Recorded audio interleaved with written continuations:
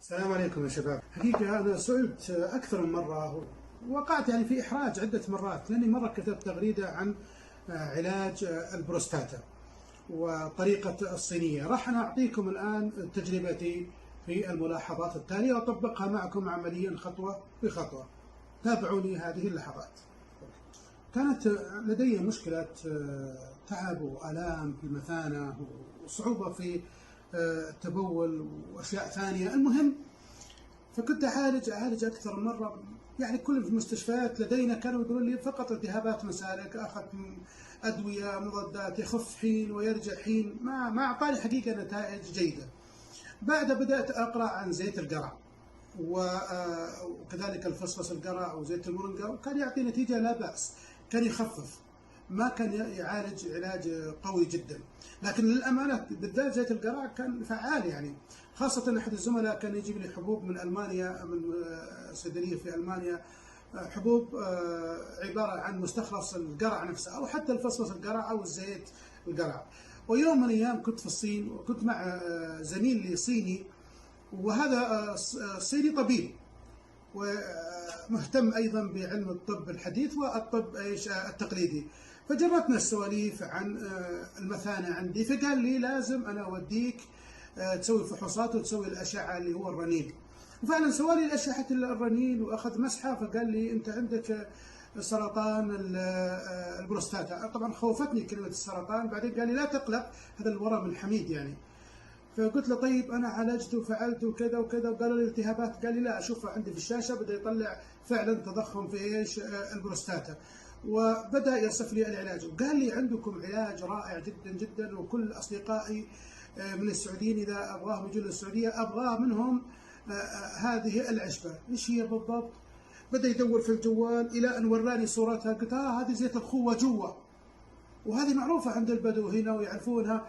فقال لي زيت الخوة جوا، بدأ يمدحها، حتى قال عنها مثل العلاج السحري، ويحق لها هذه الكلمة. أنا بوريكم الآن الطريقة التي علمنيها والتي أنا جربتها وجابت لي نتيجة رئيسية.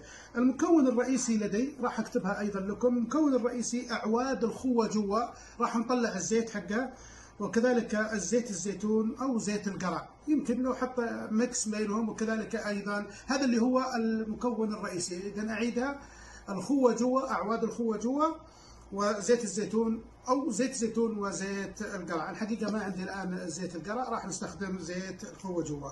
أمامنا هذا المكونات، أنا بعطيكم مكونات إضافية أخرى. هذه هي أعواد الخوة جوا، شايفينها بهذا اللون، أعواد الخوة جوا، كأنها تقول أعواد الدارسين أو القرفة، أو أحيانا تقول دقة العود. تابعوني هذه اللحظة. طيب، راح الآن أنا أسخن الزيت، أبغى يكون على درجة خفيفة، راح أخفف، ما أبغى بيكون بشكل عالي. طيب تعالوا لي هنا معليش. هذا الآن الزيت مقدار بيالة شاي أو كاسة شاي أو تقريبا 100 ملي. راح نستخدم إيش؟ زيت الزيتون، وأنا أفضل إنه يكون زيت الخوة جوا أيضا. تمام، على نار هادية، حاول لا يغلي، يعني أول ما يبدأ يغلي نوقف على طول. هذه المكونات التي أمامي هي الإضافية، بنركز على المكون الرئيسي اللي حاب يستخدمه، أنا أعتقد أنه كافي بإذن الله. راح نضع الآن بضعة من الأعواد الخوة جوا، بتشوفون كيف لونه يتغير. متى نعتبر أنه نجح؟ إذا وجدنا أن هذا اللون أصبح لون أحمر، وخلاص يكفي. شوف كيف الآن بدأ يتحول إلى خيوط حمراء. الآن بعد مضي أقل من دقيقة بدأ يصير أحمر، تشوف الخطوط الحمراء. بعد ما يصير أحمر كامل راح نتوقف. تلاحظون كيف يزداد الآن اللون الأحمر، شوف كيف ازديادة اللون الأحمر. أحاول بقلل الحرارة أو التخفيف،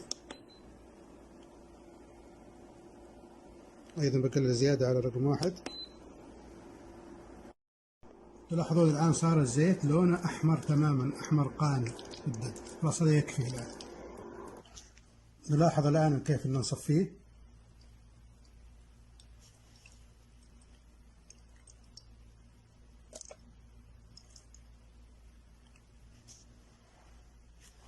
لاحظ، شوفوا كيف الآن بيطلع باللون الأحمر.